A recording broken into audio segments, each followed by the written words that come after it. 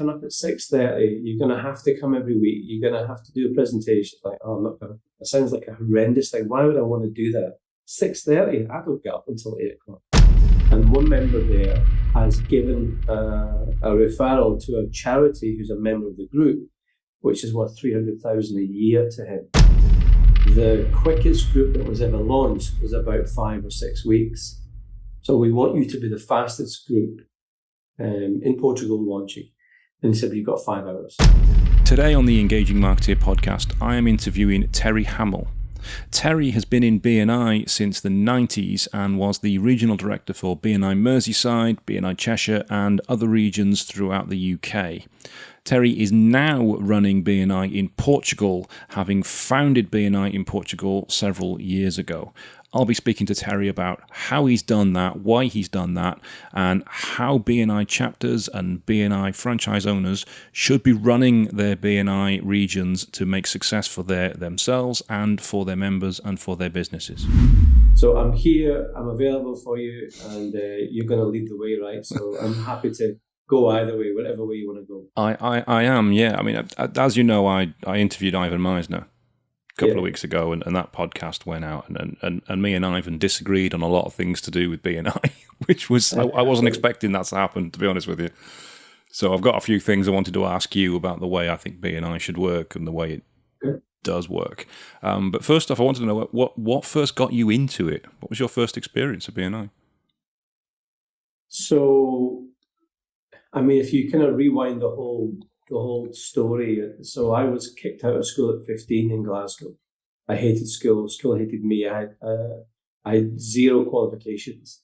And the only job that I could get, actually, it landed on my lap as I became a Saturday boy in a hairdressing salon with my brother. My brother was also not academic, as they say.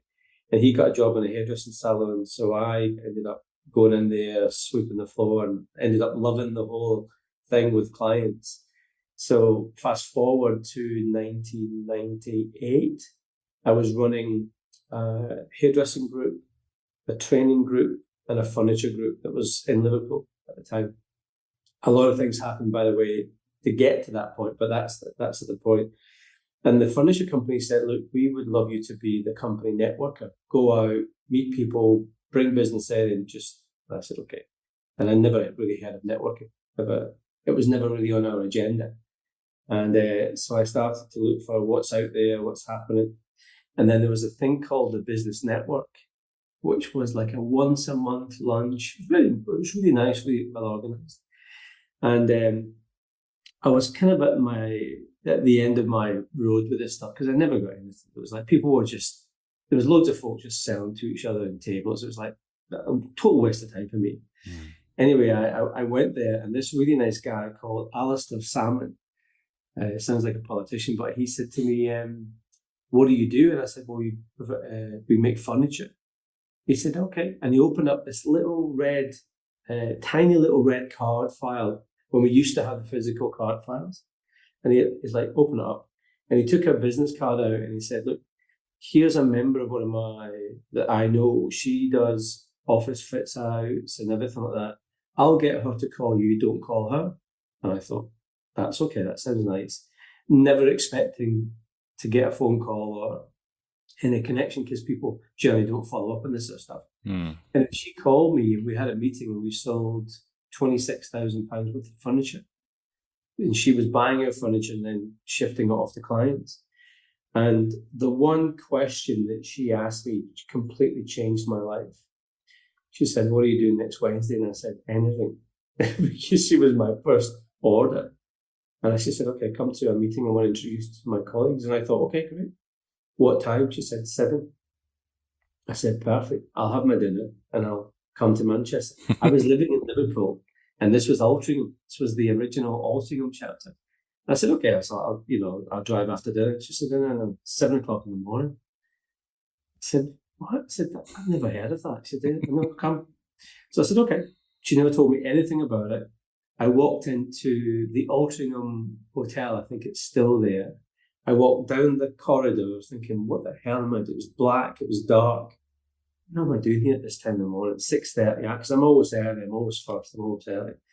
Walked down the corridor. and there's a colourful lawyer there with a bright shirt. I only know he's a lawyer now because he came to my wedding and ended up becoming good friends. And the first thing he says was £10. I was like, okay, so £10. I said, yeah, okay, right, in you go. I was like, wow, what an experience. What the hell is going on here? I walked into the room and the room was buzzing. There was 36 members of that group. I think at that time there's maybe about 10 or 15 people. Then by 7 o'clock, everybody arrived. And I decided on that day that I would join. They called me, by the way, which is a good lesson. They called me at 2 o'clock and said, if you don't join today, we're going to invite another furniture manufacturer to fill your spot. So I went back to the owners of the company and said, look, this is great. The vibe is amazing. They're giving business to each other. We've got to be a part of it. So we got a check because it was checks in 1990. Well, this was 1998. So it was checks. And I was like, okay. And then I had to come in with the check next week, application form, all paper stuff, and join. And we failed in the first 6 months because I sold to everybody and didn't understand BNI, didn't understand the concept of it. And it was the architect in the group that said to me, I just want to let you know that the committee's not happy with the quality of your referrals and your presentation sucks. He said, you need to change your ways, otherwise you're going to get kicked out of the group. And I was like, Doug, what do you mean? He said, well, you're selling to people. Stop selling. Like, stop talking about your sofas. What you want to do is think about who are good strategic alliances for that rather than sell, because people aren't going to buy. Because our sofas were on average 6 to 8 grand. They were really big, gregarious things. And I said, well, what do you mean? He said, well, try and ask for specifiers, architects, things like that, because they will buy lots of products. I said, oh, okay. I said, do you know any? He said, I'm chief architect for Scottish Newcastle Breweries, which owned thousands of pubs. And he introduced me to them, of which led £500,000 worth of business done in the next 6 months of BNI. And I said to him, I said, why didn't you give me that referral before? He said, well, you never asked for it. You sat there and sold every week, and you're a really lovely guy. Everybody likes you. You're really enthusiastic, but you sold to the room. I was like, wow. And that was the point where I realized that I completely got the whole BNI thing wrong. And then the franchisee who owned Manchester at the time, a guy called Rod Sloan, said to me, I'm thinking about starting Liverpool. What do you think? And I couldn't, he was a lovely guy, but I couldn't work with him. I said, it's not for me to work with you. But then I contacted head office and started Liverpool. 6 months afterwards, I bought Manchester off of Rod because he wasn't suited for it. So I bought Manchester, then Mike Holman, and I started Lancashire. And then I purchased Cheshire, North Wales of Tony Coxhill, and then Scotland, and then Portugal, Brazil, and then that's the story. So I've been doing that so we have 2,500 members in Portugal. I've been doing that since 2003. Wow. So because of that one question, like, when people say about inviting people to BNI, because of that one question, that lady had literally helped me create my dream life. I'm living by the ocean in Portugal because of BNI, because of all the people that I've helped and stuff. So it's a crazy story. So there you go. That's the long answer to the story. So that one question from that one lady's not just transformed your life; it's transformed the lives of a lot of people who are now members of BNI that wouldn't be because of what she asked you. It's crazy. I mean, we did the statistics because our 20th year in Portugal is next year. And by the way, that's a funny story about never listening to people. So we will do 1 billion euros next year. So we're about 998 million. We do about 125 million a year here for the members. So next year we're going to hit that billion, celebrate it over 20 years. But when I first took the concept of Porto, which is the north of Portugal, I set it up 6:30 in the morning, right? Same thing as Altrincham. It's going to be great. Everyone's going to join. They're going to love it. 3 people arrived 45 minutes late and said, this will never work in Portugal. You will never get Portuguese coming to this meeting at this time in the morning. I said, okay, of course I'm a believer because I've seen it. No worries. And 3 months afterwards, we had the biggest group in Europe because we just said, go for it. And we had one guy that joined who brought 17 members to that group alone. he just was one of those drivers where you find a great driver. He understood it because he'd studied in America. He understood the whole networking thing. And then we set up there. So now we've got, I think, about 125 groups all over the country. So be very careful. If someone tells you can't do something, do it twice and send them a selfie. It's really interesting what you said about you were originally selling to the room, because we still see that a lot, not just in BNI and other networking groups, people selling to the room. And one excuse I've had from people I've invited who decide they don't want to go to BNI, they'll say things like, I've looked at the list of members and there's no one there useful to me. There's no one there who could be a client of mine.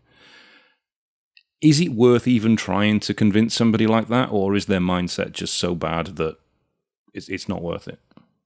Yeah, I mean, but you can understand if you've never been to BNI and you've heard, because BNI is very confusing for people. Is it an airline? Is it the Bank of Nigeria? For example, I stopped the Bank of Nigeria trademarking their bank in Portugal because I owned BNI back in 2003. And like, so people hear the letters BNI, BMI, is it a bad airline or something like that? So they've got this impression of it. And rather than go back and go, well, that's kind of not the way it happened, you say, well, that's interesting because I felt that the first time I went, I also thought that. But let me explain how it works. And I'll get the app. And I would say, you see that 3 million that I've passed? That's not business that's directly necessarily from the members. It's from the people that they know. And see that 1.8 million that I've received, that's not from the members. That's from their network. So in fact, the more you sell to that network, the worse it is. These people are all salespeople. And here's the one agreement that I have with members that I work with. I will never sell to you if you don't sell to me. Is that okay with you? And they go, great. So it's not a selling thing. It's now a collaboration thing. So I would explain it because a lot of people don't know what it is. And because when we started in 1999, BNI was, I think, 1996 in the UK, there was the Chamber of Commerce and Business Network. And now you have every Tom, Dick and Harry doing stuff. And it's totally fine. I mean, it's great because it works for different people. I always say that the strong accountability part and the background that BNI's got will last for years, which is now 75 countries and 300,000 members. So I believe in that stuff. But back then, people had no reference. So it was like, oh, what is that? That's new. Now we've got negative references from every network that happened because everybody thinks that everything's BNI. So I think you have to explain it in a positive way. Now, I did listen to the podcast with you and Ivan, by the way. So I love him. He's a good friend of mine. I used to run Europe for Ivan, and we'd spend some time in his house and stuff. He's a real gent. And I think the concept itself scares people because they always think that they have to give. They always think that they are some sort of dictatorship behind the thing. And that dictatorship is led by the franchisee. If you have a good franchisee in the region that has good empathy, good positivity, those chapters will be safe. If you have a franchisee that wants to rule the world, like a Bond villain, then that cascades right down to the chapters. So you have to get that flow where people feel it's a good place to come. It's an easy place to come. So the more you can explain that to them, like, you've probably got all these misconceptions. Do me a favor and come and see it, and then only tell me afterwards what you think. Because once they see it, they go, that's amazing. I didn't understand how that works. So it's an education, I think, Darren, rather than more than anything else. Yeah, buy them alcohol, buy them a drink or something. That's always a good way to get people to come to BNI meetings. Buy them that's all right. Yeah, I invited a number of cleaners recently because we actually need a cleaner for our office. And I thought, I want one that's going to come to BNI that we're going to be able to pass on to other businesses. So I invited a number of cleaners. I didn't tell them it was BNI because I think that's the best way to do it. I didn't tell them it was a referral meeting. I said, come to this meeting and we can introduce you to our colleagues and discuss this. She actually told me afterwards she had no idea what it was going to be. Had she known what it was, she wouldn't have gone. But she loved it and she joined. Yeah. So I'm well chuffed with that. I'm now targeting each sale. Yeah, I mean, that's the best way because you're not hiding it, but because of misinterpretation and miscommunication, is that if I like we do a thing in the office. See, this is one of our two offices, and we do a thing called BNI Love. And BNI Love, we bring 15 new members every month that have just joined to the office, and we help them with their presentations. We help them think a little bit about BNI. It's not a member success program. It's literally 3 hours that we spend with them to get them to know us and share the stories and things like that. And I said to them, okay, invite me to BNI.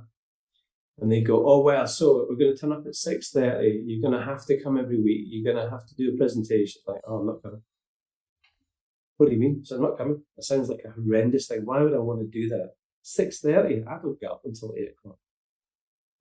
Oh, so how do you do it? And I said exactly what you do. Because the challenge is everybody gets so enthusiastic about this BNI thing, they don't care. If you're too enthusiastic, they think that you're making money out of it. So I'm really casual. I'm saying, like, do you need more business? Or could you handle more business? I could, actually. Great. Look, I've got a really good network of people that I'd like to introduce you to. I'll send you an invitation to the meetings. Is that okay? Yeah, great. Nothing else. Nothing else. Because if they don't like you, they're not going to come. And you're giving them, like, if you think about that question that lady asked me, that introduction could change their life or their business for the good forever. So by overselling it and being too enthusiastic, you're actually doing them an injustice by not inviting them in the right way. And it's not sneaky. It's not like, we're trying to hide BNI. No, it's just people just don't get it. You put them in a room and they look at that, that whole contribution part, man, that's on fire. When I first seen those slips of paper, because it was all paper when I was doing it, that paper was really incredible. Someone was gone out of their way to find someone business and they're handing it over. And I do struggle with the digital stuff because it's kind of like kids, it's lost. And Corporate Connections that we own here, I'm considering putting back the paper. I don't know do you ever remember the paper slips? No? Oh, I do. Yeah, I was there for the paper. Yeah. I love it.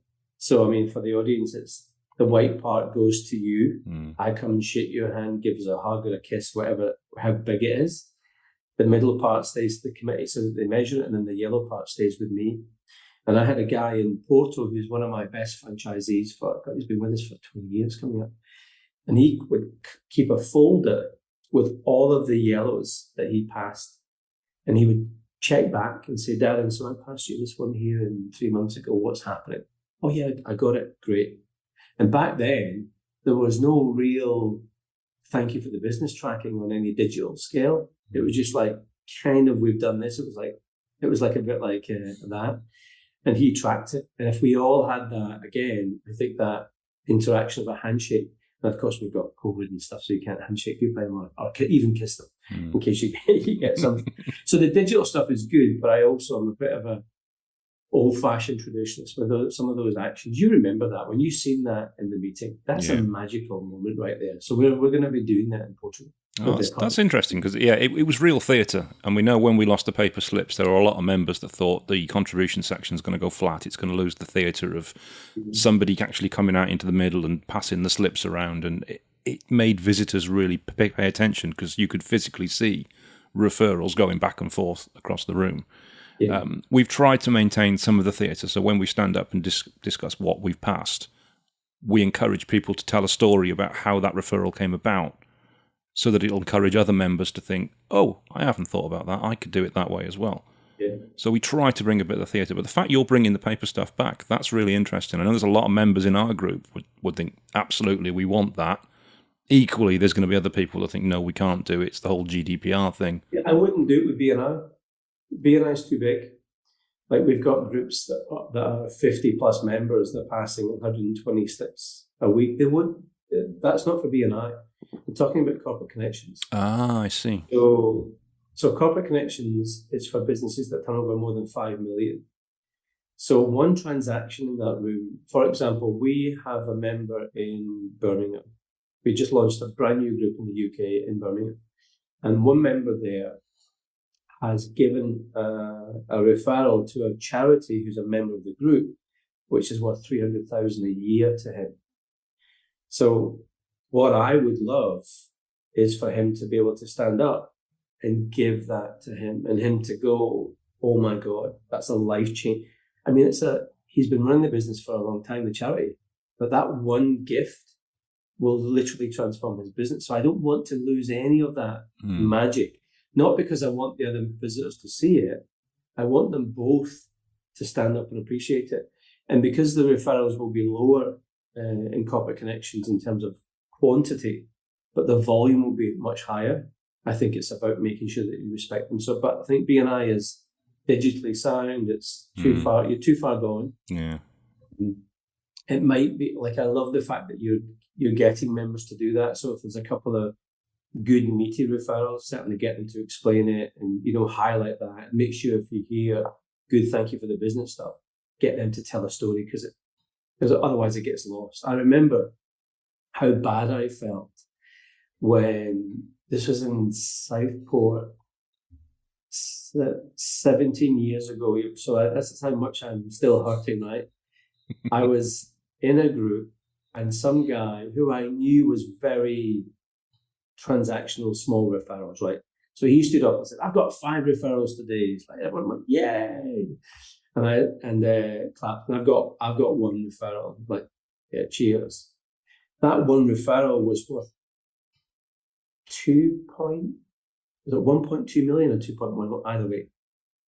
And nobody recognized the fact that 1 referral was for 52 kitchens for a guy who was a great, great member.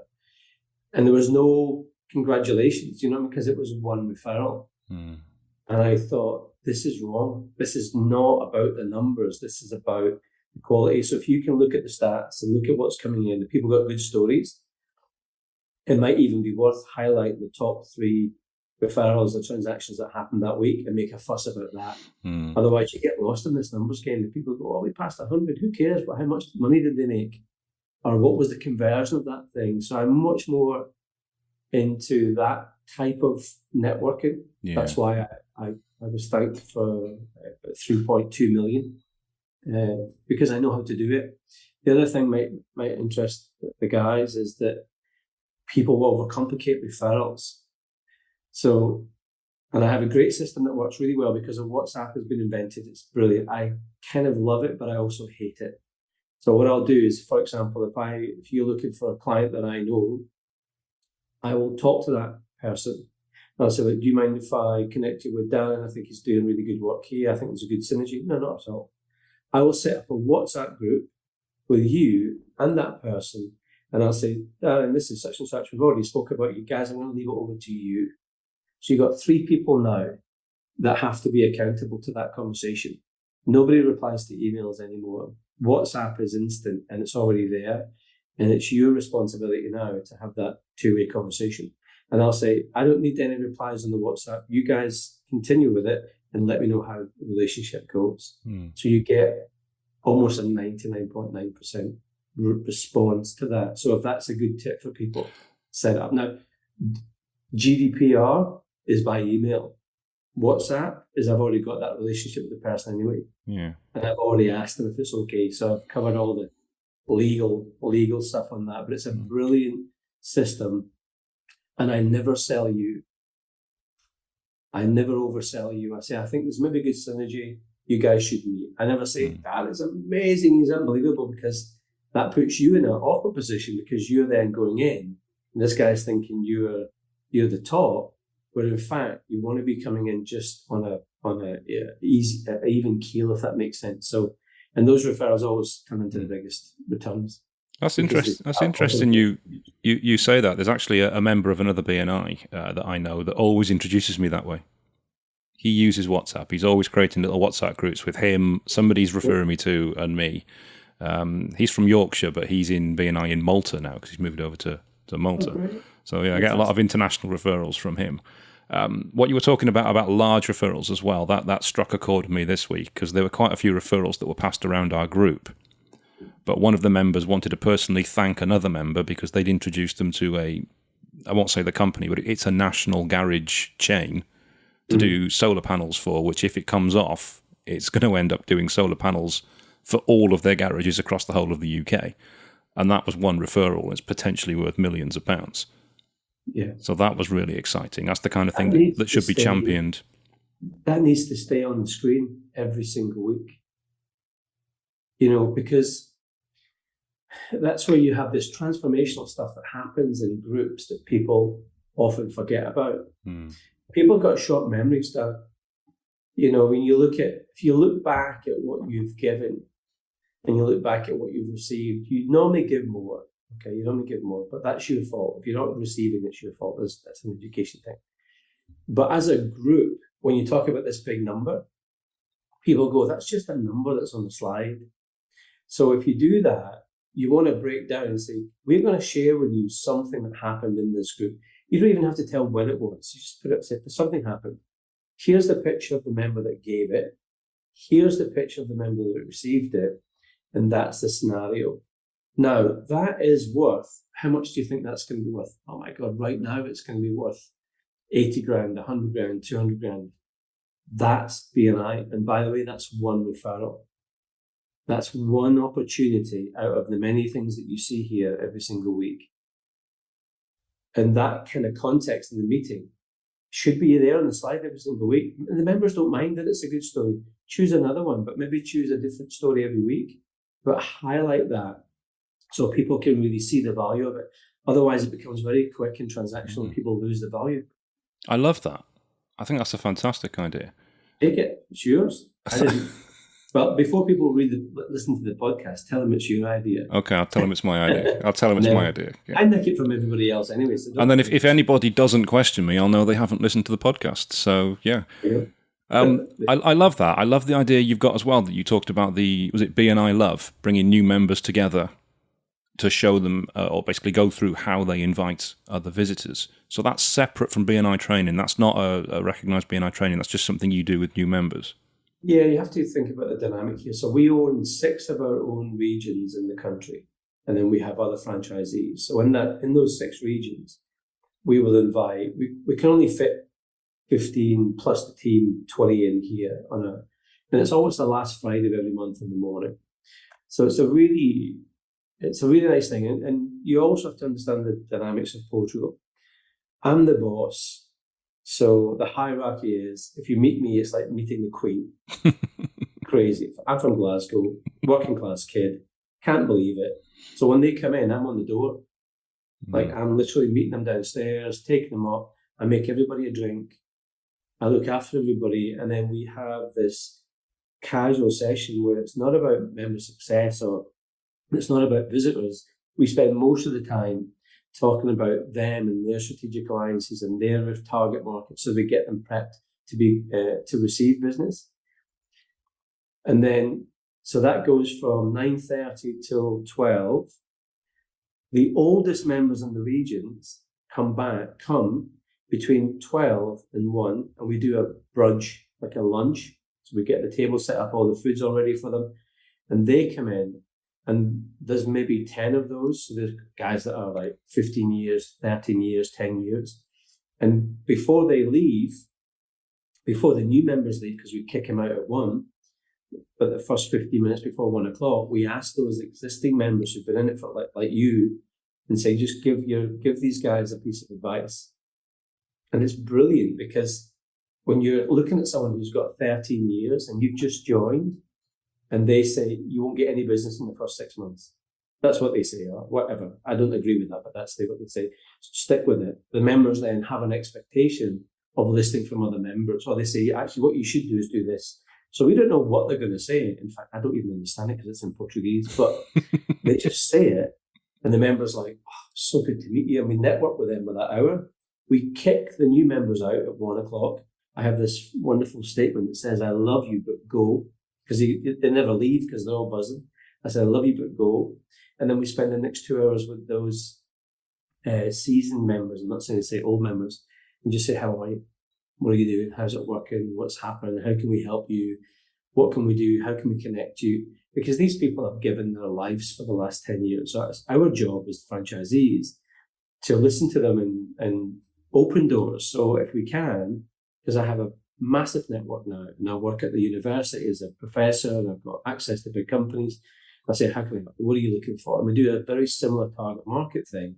And then they get a chance to network with each other because they're coming from different parts of the country. So it's networking. It's pure casual inspiration. We love them. We hug them, hug the new members, hug the old members, and thank them for coming. So we're exhausted. We finish about 4 o'clock on the Friday. But I go home on that Friday and I said to Elaine, my wife, I said, today was a good day. We met 25 members physically, face to face, because everybody misses that. And I felt we made a difference today. And they go back to the groups and said they're raving about it because the hierarchy, but also the fact that I screwed it up for a long time. I'm going to give them all the things to do to make it right for them. So they ended up becoming better members. So they do all the member success training and all that sort of stuff. But this is just loving people. And we've been running that for a year. And they seem to like it. So it's good. That sounds a fantastic idea. Because one of the big problems that we've got, I mean, Ivan touched on this as well, that new members don't tend to stick around unless they bring other visitors into the room who join. That makes them almost certainly that they're going to renew, that they're going to stay. So if you're helping new members in how to invite other people to the group, that dramatically increases the chances that they're going to stay. Because we've had a lot of new members over the years in our chapter who maybe they'll last 8, 12 weeks, maybe 3 months, and then they leave. Some of them are because they get overwhelmed with BNI. Some of them because they don't understand what it is they're supposed to be doing or what it is they're being asked to do. We've got a passport program, which I presume you've got in Portugal as well. We don't use it here, but I know about it. Yeah. Right. Well, interesting. But I think it's imperative that we do something else, something more to help the new members to get them to understand what it is that BNI should be doing for them and what they should be doing for BNI. And what you've described there sounds like a fantastic idea. Well, catching them early, I think, is important. And, the very strong on systems here. The Portuguese are brilliant on operational stuff. They're really creative, but they're also really detailed. So we have the mentoring program.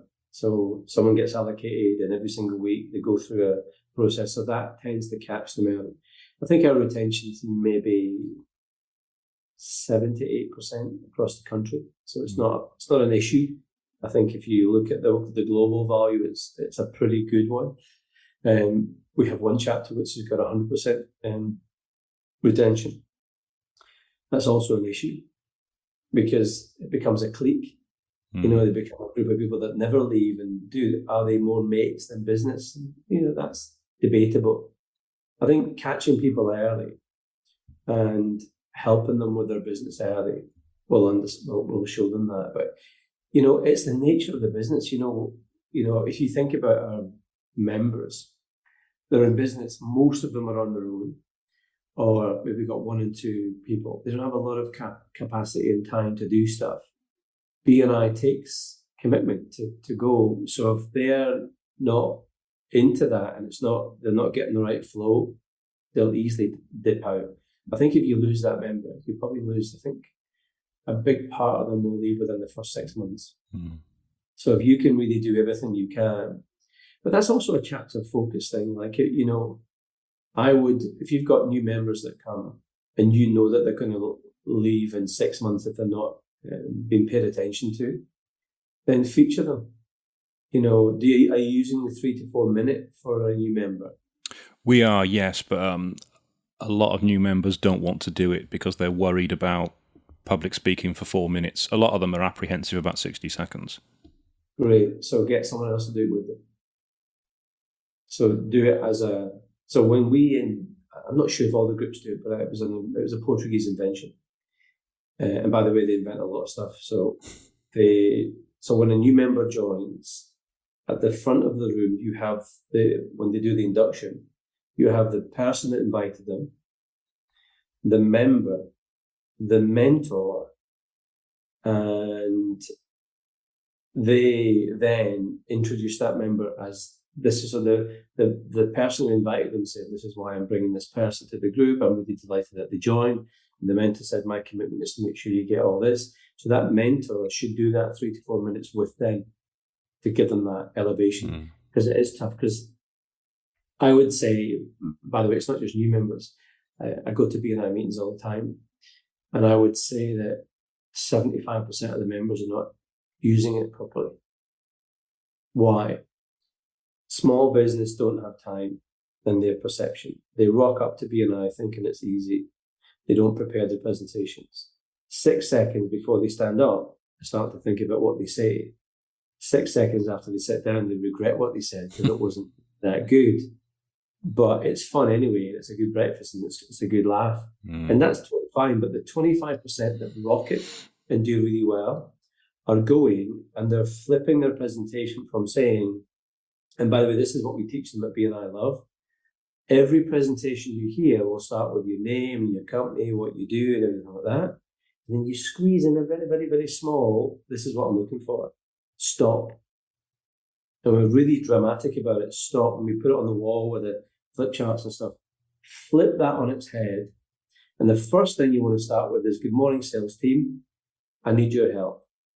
I'm looking for people in this industry, that industry, and that industry. Specifically, a client that I'm looking for is this one. Why? Because I do this for them and it works really well. Thank you, my name is Darren. If you do that, the chances are people start to go, I know them. I can connect you with them. And that's why I say 75%. And I'd say some groups are brilliant at it, but I think across the board, every time I go to a Zoom or something like that, I'm thinking, there's absolutely no point of you even being here today, because one, you're not focused on the others. You haven't prepared it. So that's our job as franchisees, to try and give that people the information. But BNI is like herding cats. They're entrepreneurs, so we can't tell them what to do. So if they come back and say it's not working, I'll say that's fine, it's your fault, first of all. So let me fix what you're doing, and then if you can fix that, you'll do well. And we need to create that place where the door is open, so they can come in and feel it's not working. What am I doing wrong? Let me hear what you're saying. Okay, that's one. And by the way, you've given no referrals in 6 months, and you were late 25 times, and you've missed 6 meetings. Oh, does that impact you? Yeah, pretty much. So totally fine. Leave, or let's fix this bit, because I did the same myself. I screwed it up. I sold to everybody that didn't make any money. So as long as they know that, and you can say it in a funny way without being, this narcissistic dictatorship, which I think is there, unfortunately. I think people get way above themselves. They get this high mighty thing because they've been in BNI for a long time, or the director that they feel that they are rulers of the world. We're not. You need to treat people like you would treat your family and friends. And if your group has that and it loses the arrogance that's potentially there, the members will stay longer. So just hug those members and keep them for a bit more and spend a bit more time on them. That would be my advice. I've got so many questions going through my head now. I don't know which one to do first. I think one thing I spoke with Ivan about, which I'm quite passionate about, and he completely disagreed with me, but you've kind of said that you do this as well.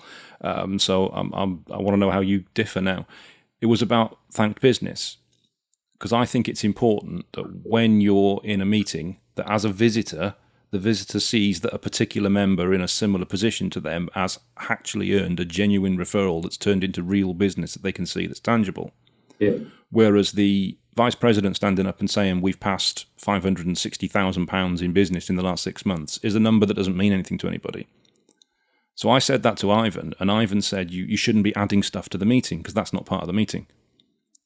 But you have this thing, you say, well, you put it on the screen that a member earned this particular referral and that's what it's worth, which is adding stuff to the meeting. So is it that Ivan is looking at this from an American perspective and things are different in the UK, things are different in Portugal? Or is it that we should be evolving it so that we're putting things in that we think is going to help people to understand BNI better and grow their business? Yeah, I mean, Ivan's amazing. He built this thing. He built the machine, and the risk is that, and I know this because of my own personal experiences, that if you are playing with this machine too much, it will break. And I know that because I did a lot of stuff. Like I introduced, thank you for the business box. There was a box. Do you ever remember the box? I do, yeah. You brought that in. I invented that box. Oh, wow, okay. I got a guy in Manchester to design the box. It was all plastic. It was like a plastic box. I invented the cards and all that stuff. And these things are great, but they also have downsides where what happens if the box goes around and no one puts anything in it? But it looks really bad. So you've got to balance these ideas against great ideas. And Ivan talked about bright, shiny objects. You did.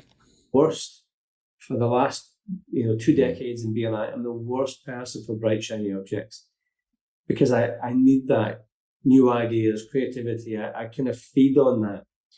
But if I put an idea in and all of our groups do it, it could be a detriment of business to the core values, the core thing.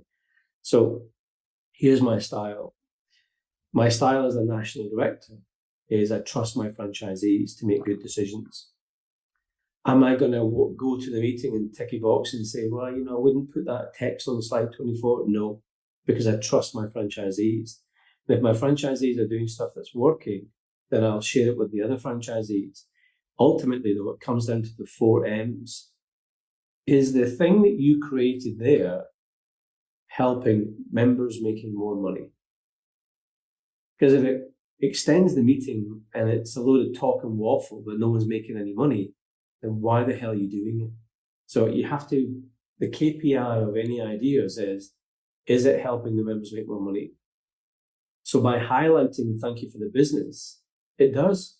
Because people say, oh my God, I could do that. I want to be the guy that gets recognized for that. So therefore I'm going to do it. The WhatsApp education moment to do referrals, it definitely helps members make more money.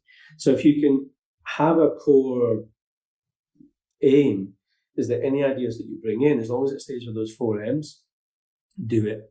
Because there's a lot of stuff that comes into the meetings. It's a lot of nonsense. It's like, why the hell are we doing that? It's like, what? Oh, well, we're kind of bored with the agenda. It's because you're not doing the agenda right. Do it in the right way. And a lot of it's about style anyway, so. And you also have to think about where Ivan's coming from. Is it's not, you're talking about chapters under 20 to chapters that are 220. A chapter of 220 will not have the same operational movement as a chapter of under 20. And I went to a chapter of 228 members. There's no way they can do any of the stuff that you're doing. No. Where's that? It's in India. And what they have to do is run 6 different meetings. So that everybody comes at the beginning, but then they split and they listen to their power teams and they come back. So it works. It's seamless. It works. But you cannot implement a new idea that takes too long. Otherwise, you're adding 1 hour to the meeting. So it's contextual in terms of which country it is because of culture. It's also about the size of the groups. It's different phases of where the groups are. So that's why I give the franchisees the authority to do it. And if they screw it up, it's their fault. That's like totally fine. But 4 M's, if the members are making more money, great. If it's not, stop doing it and stop inventing stuff because there's too much to do. In fact, the wonderful thing about the difference between BNI and Corporate Connections is Corporate Connections has way less stuff to do because the people there don't have much time. So it's scaled down, and we don't just focus on referrals. There's 3 different pillars of that, but it's seamless and simple is one of the core values. So the more we can keep it seamless and simple, the better.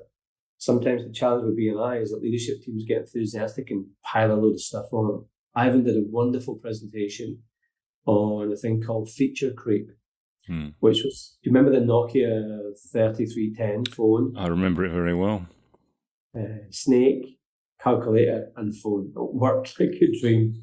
So now we've got all these other ones. I think Tesla's bringing the phone out now. But so you got all these other things that have added onto it.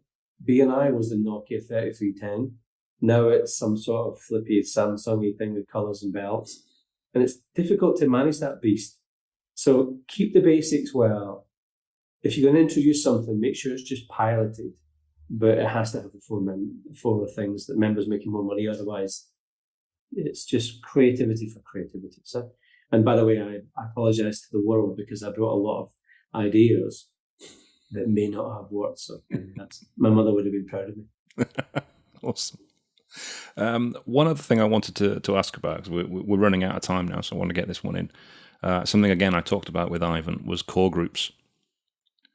I said to Ivan, I think launching a core group is one of the most difficult things within BNI. He immediately disagreed with me and said, no, it's not. It's very easy. But I think he was just against me by that point.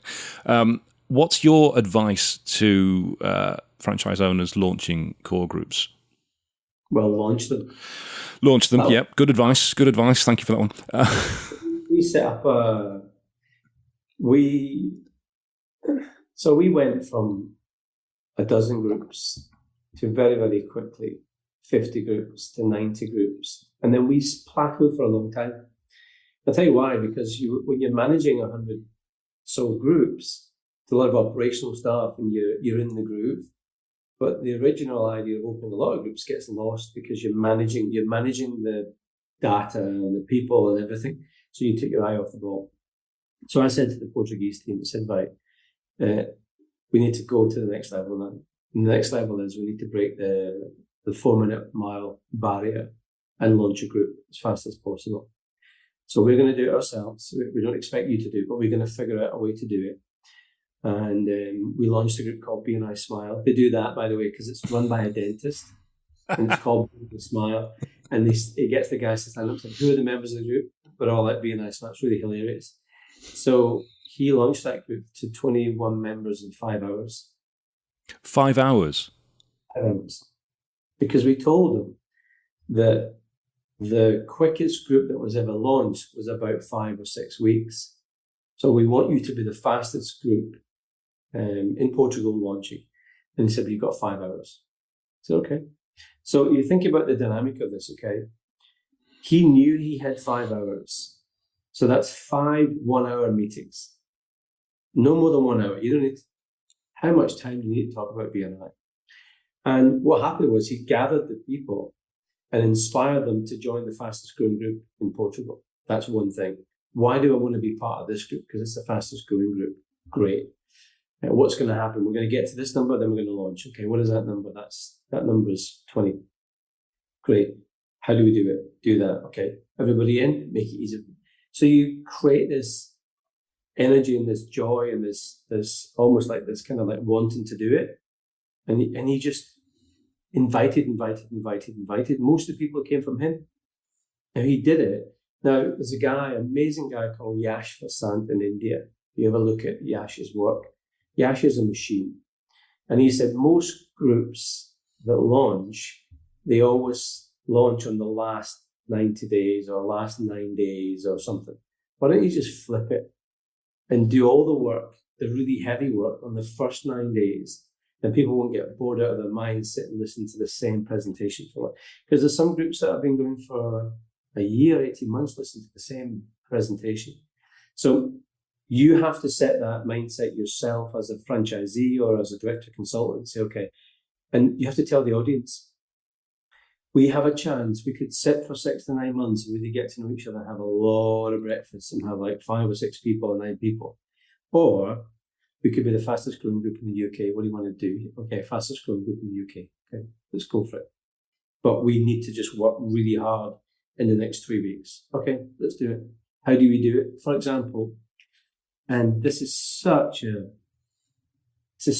missed opportunity. So this hasn't got the address on it because I'm waiting for the address, but this is a written invitation for corporate connections. Okay, a physical written invitation. So I sign the top personally with the name and the bottom. I put it inside an envelope. I put a yellow sticker on the top that says something related to, when they open it, they know it's from me. And the invitation is specific for an event. They've already had a WhatsApp, they've had an email, but they receive a physical invitation in the post. Why? Because nobody's doing it anymore. When I launched BNI in Liverpool, we had 160 people at the first launch. The accountant sent 86 invitations, Neil Hogan. 86 letters were written for that launch. So if people knuckle down and do the WhatsApp, the email, and letters, you'll launch the group within a month. But they don't. What happens is you go, have you got anybody? No. Anybody? Yeah, I've got two cancelled in the morning. Well, that's not leadership. Let's do it. Let's spend an hour doing the invitations. So I sent 10 invitations. This was we've got an event in Lisbon on the 8th of September. So I did the letter. I went to Staples yesterday, got it printed in really beautiful paper, bought the prepaid envelopes from the post office. I went home last night, it took me 20 minutes to write handwrite the addresses, sign them, post it. 20 minutes. Those 8 people will all come. Those 10 people, will all come. Why?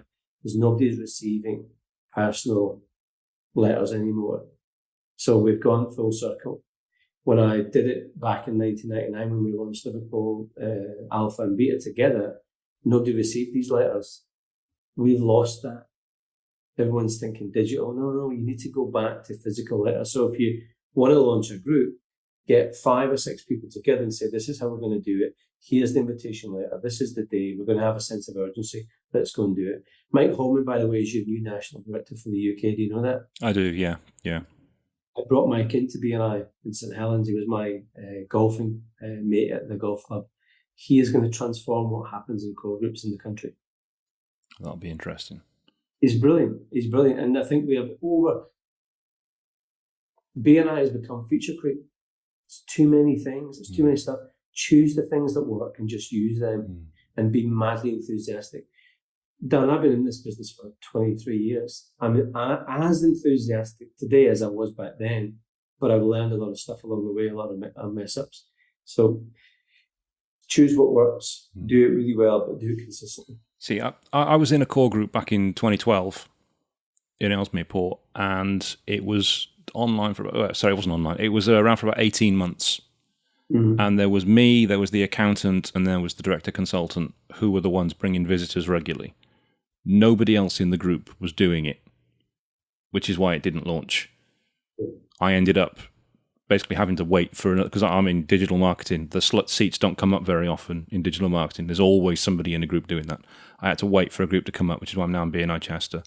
I'm helping our director consultant launch another core group now. It's proving very difficult.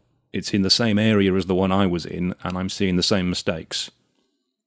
There's 1 or 2 people in the group who are bringing visitors regularly or inviting visitors regularly, and everyone else is literally just turning up, having their breakfast, doing a 60 seconds, and then going away again. Yeah.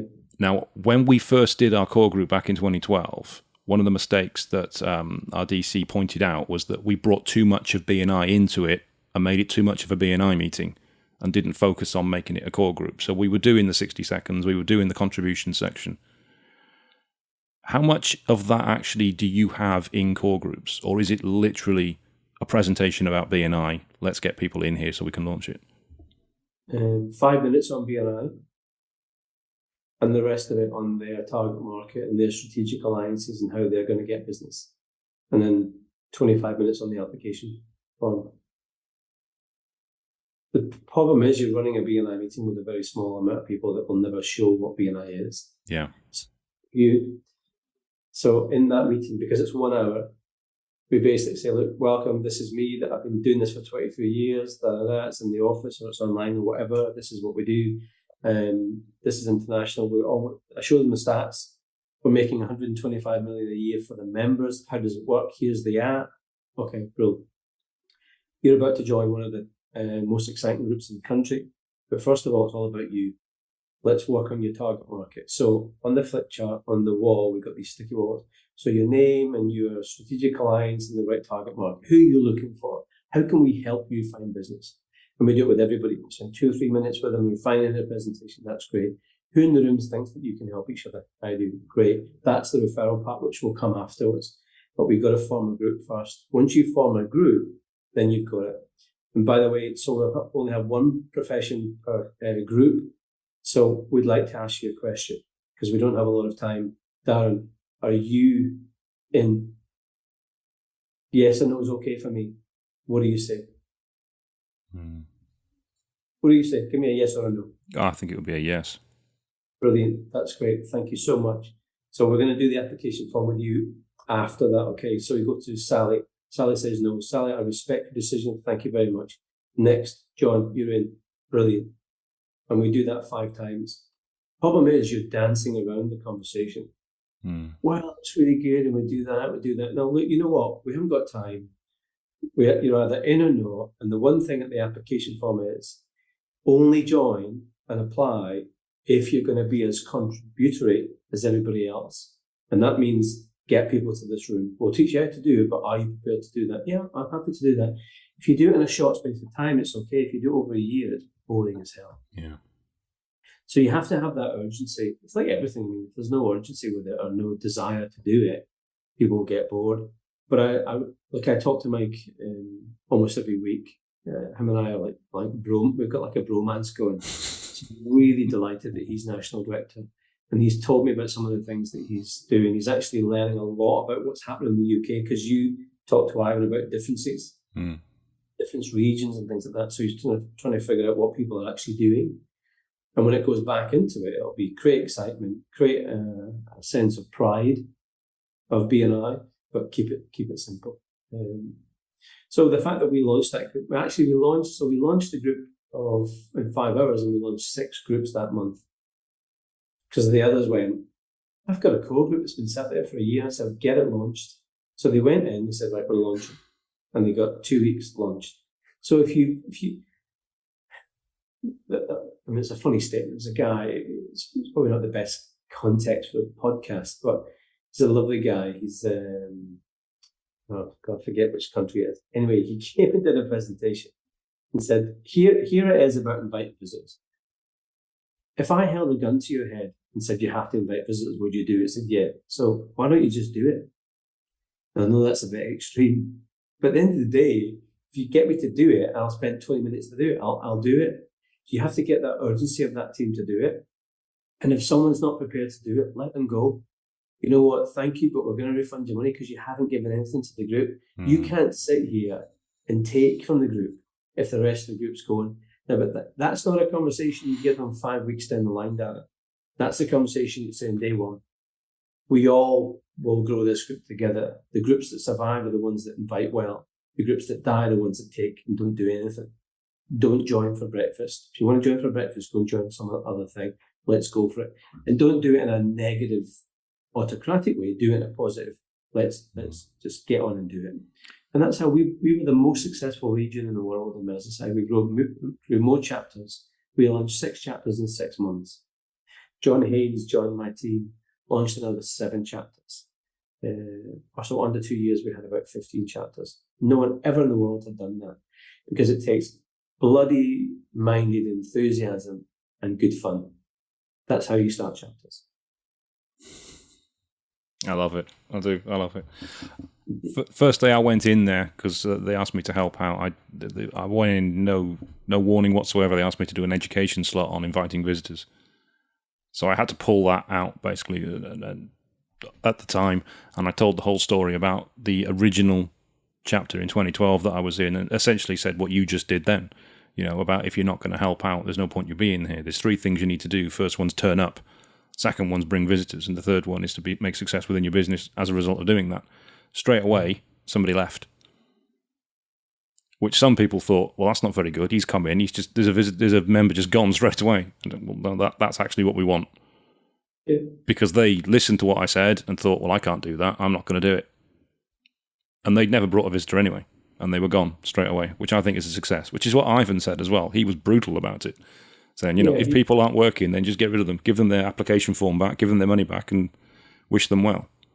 Totally. But I also think it's how you do it, and that's why it's that option. When I said, because I think this was the defining moment of that group, it was, guys, there was maybe 16 people in the room. And I said, I have a question for you. I don't have a lot of time. You probably don't either. We need a yes or a no, because we're going to build this fast group. So I don't mind if it's a no, but I need to know. Are you in? Great. Put the name on the board. Okay, you're in. Brilliant. Are you in? Yes, I'm in. Are you in yet? No, it's not for me. Totally respect it. Take the name off the board. Okay. And out of that first meeting, 12 people were in.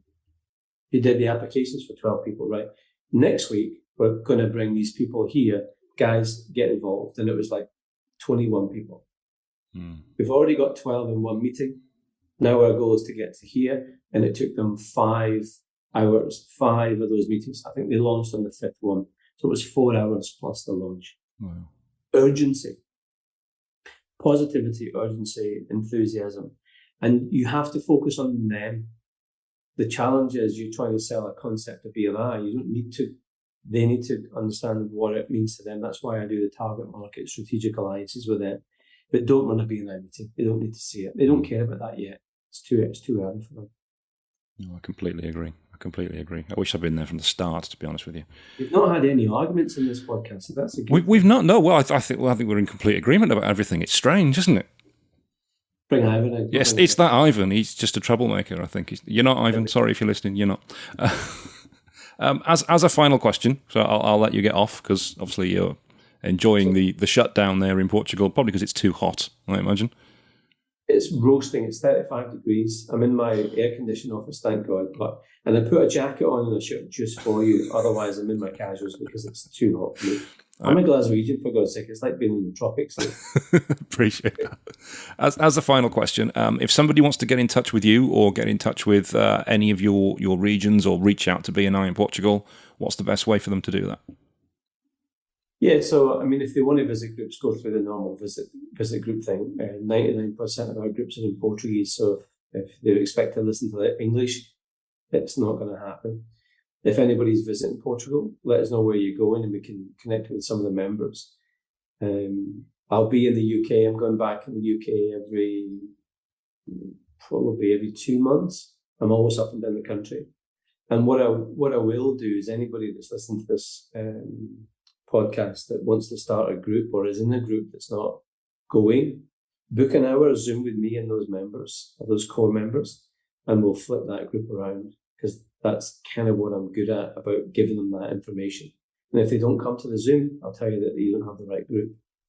So, and we've done that 4 times in the last 2 months, and the groups have launched because it's just a little bit about that experience and that tone about how to do it. But we have 14 franchisees here that run the region, so don't come to me, go to them. Otherwise, it ends up getting filled with food. So if you come to Portugal to enjoy yourself, then spend a lot of money. The economy is booming. It's going on. Excellent. Thank you very much, Terry. Really appreciate you being on the podcast today. I've enjoyed our conversation thoroughly. Give my love to Ellesmere Port and the members there. Absolutely will. Thank you.